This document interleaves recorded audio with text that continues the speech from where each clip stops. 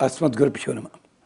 భగవద్బంధువులారా, కొత్త సంవత్సరానికి ఒక్క 48 గంటలు. వచ్చే సంవత్సరంలోనైనా మనము ఇల్లు కట్టుకోవాలి, ఒక స్థలం కావాలి, మనము సంపాదించుకున్న సొమ్ము మనకు అనుభవించేలా ఉండాలి.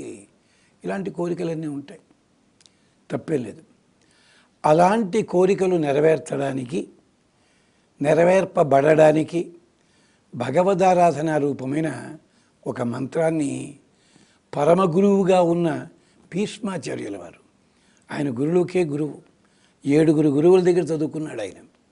అలాంటి ఆయన జగద్గురువైన కృష్ణుడు ఎదురుగుండా ఉండగా ధర్మరాజుకు చెప్పిన ఆ మంత్రాన్ని చెప్పుకుందాం. ఏమిటది?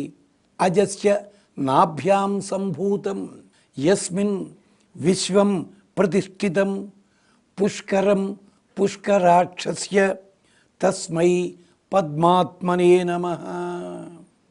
ఆదిశేషుడి మీద శయనించి ఉండి, నాభీకమలం ఉండి, అక్కడ బ్రహ్మదేవుడుండి, ఇటుపక్క లక్ష్మీదేవి పాదాలు ఒత్తుతూ ఉండి, తుంబుర నారదులు, గరుత్మంతుడు, ఆంజనేయుడు, వీళ్ళందరూ ఉన్నటువంటి మనకి చిత్రపటం దొరుకుతుంటుంది.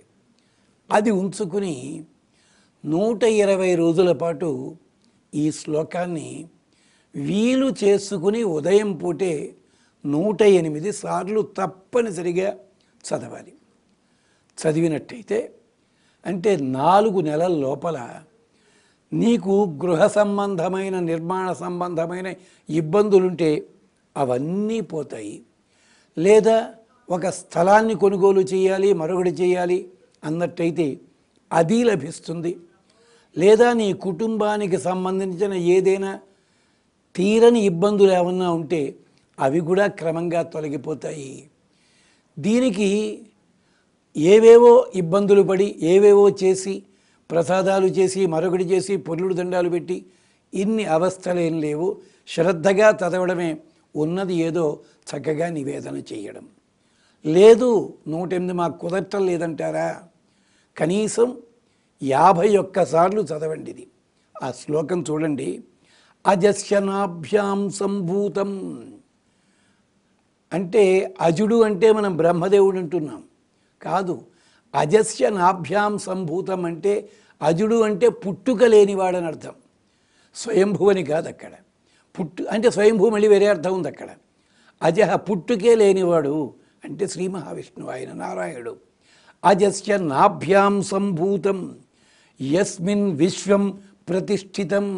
దీని నుంచే కదా సకల విశ్వము కూడా ఆవిర్భవించింది. అంచేత ప్రపంచానికంతటికీ కూడా విత్తనము ఇక్కడే ఉంది. యస్మిన్ విశ్వం ప్రతిష్ఠితం పుష్కరం పుష్కరాక్షస్య. పద్మముల వంటి కన్నులు కలిగిన పరమాత్మ తాలూకు పుష్పమిది, ఆయన నాభీకమలము. ఆ నాభీకమలంలోంచే బ్రహ్మదేవుడు, తద్వారా సృష్టి జరిగింది. పుష్కరం పుష్కరాక్షస్య తస్మై పద్మాత్మనే నమః. అదుగో ఆయనకి, పద్మకి ఆత్మ అయినవాడు, పద్మమునకు ఆత్మ అయినవాడు. పద్మ అంటే లక్ష్మీదేవి, పద్మ అంటే పద్మము కూడా ఉంది, పద్మమునకు ఆత్మ అయినవాడు అంటే ఈ పద్మానికి ప్రాణమైనవాడు. ఇక్కడ అమ్మవారు స్వామికి ప్రాణము, బ్రహ్మదేవుడు ఉన్నటువంటి పద్మానికి ఈయన ప్రాణం అవుతారు. అంచేత తస్మై పద్మాత్మనే నమః. మళ్ళీ ఒక్కసారి అజస్య నాభ్యాం సంభూతం యస్మిన్ విశ్వం ప్రతిష్ఠితం పుష్కరం పుష్కరాక్షస్య తస్మై పద్మాత్మనే నమః. పద్మము అంటే ఇంకో అర్థం ఏమిటంటే పదముల చేత కొలువబడినది. శ్రీ మహావిష్ణువు కొలుచుకున్నాడు పదాలతోటి, అందుకని పద్మము. పద్మ అంటే పద్మము నుంచి ఆవిర్భవించింది కనుక ఆయన బ్రహ్మదేవునికి ఆ పేరుంది, లక్ష్మీదేవికి ఆ పేరుంది. అందుకని అజస్య నాభ్యాం సంభూతం యస్మిన్ విశ్వం ప్రతిష్ఠితం పుష్కరం పుష్కరాక్షస్య తస్మై పద్మాత్మనే నమః. ఈ నామాన్ని శ్రద్ధగా జపించండి, శ్లోకాన్ని శ్రద్ధగా పఠించండి. మీకు కావలసిన ఫలితాలు పొందండి. 3 తప్పితే 4 నెలల లోపల మీకు కావలసిన కార్యసిద్ధి జరుగుతుంది. మళ్ళీ కలుసుకుందాం. స్వస్తి.